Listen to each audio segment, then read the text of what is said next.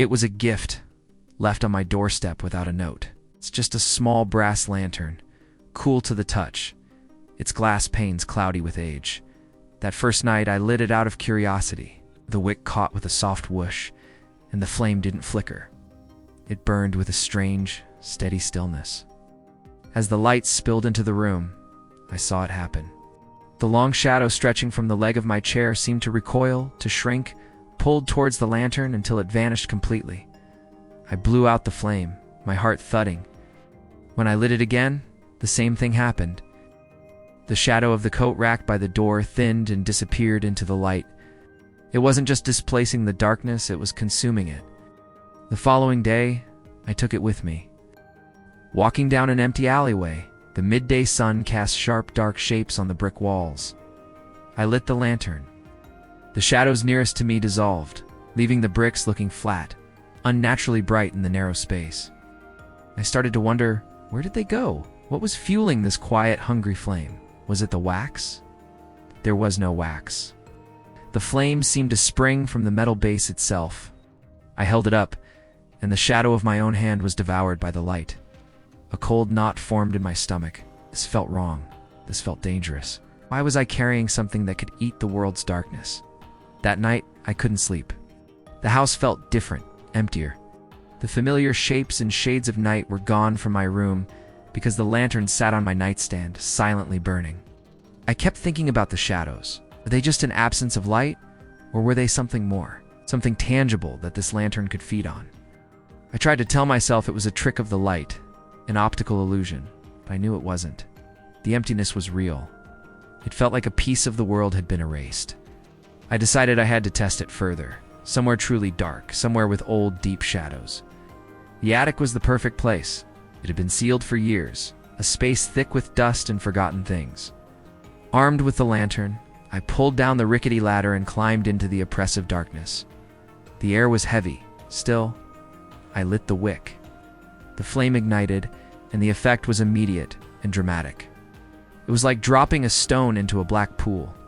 Ripples of light spread out, but instead of pushing the shadows back, the light pulled them in. Decades of darkness, the deep-set shadows behind old trunks and under the eaves, flowed like water towards the lantern, vanishing into its steady glow. But as the attic grew brighter, a new feeling crept in, a profound sense of unease, a feeling of being watched.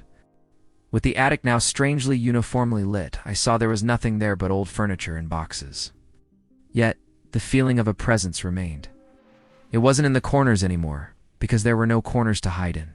It was everywhere. And it was cold. I realized the lantern wasn't just eating the shadows. It was eating the silence, the history, the very feeling of the place.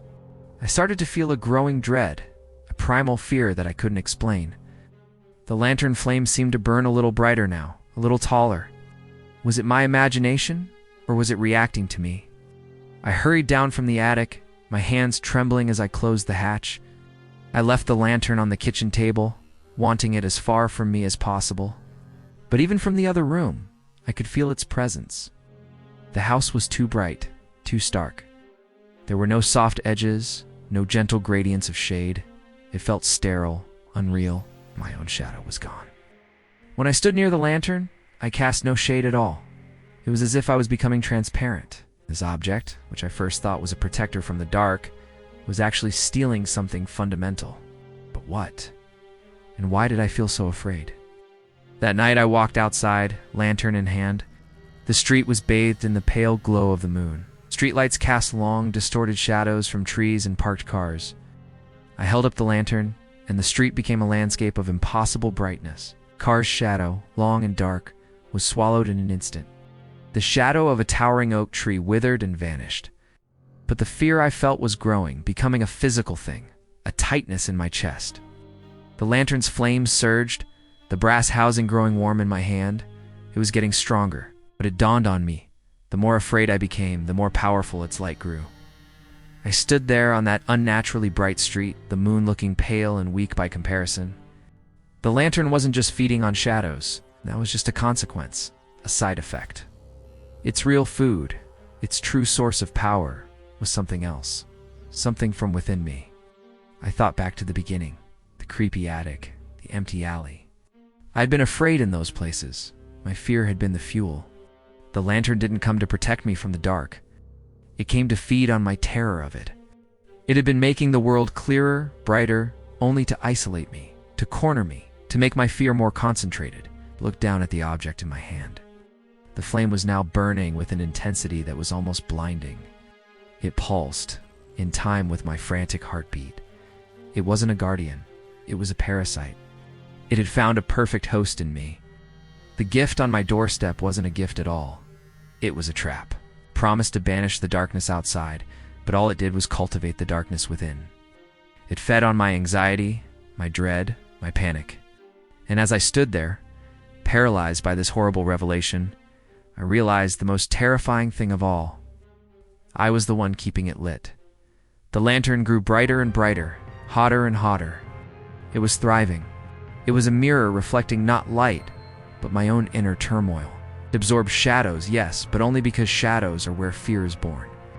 It was drawing out my fear, consuming it, and in doing so, leaving me more exposed, more vulnerable, more afraid than I had ever been. The empty rooms, the stark hallways, they were a reflection of what it was doing to my soul. It's hollowing it out.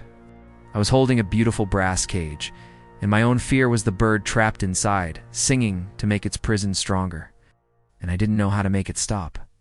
I didn't know how to stop being afraid.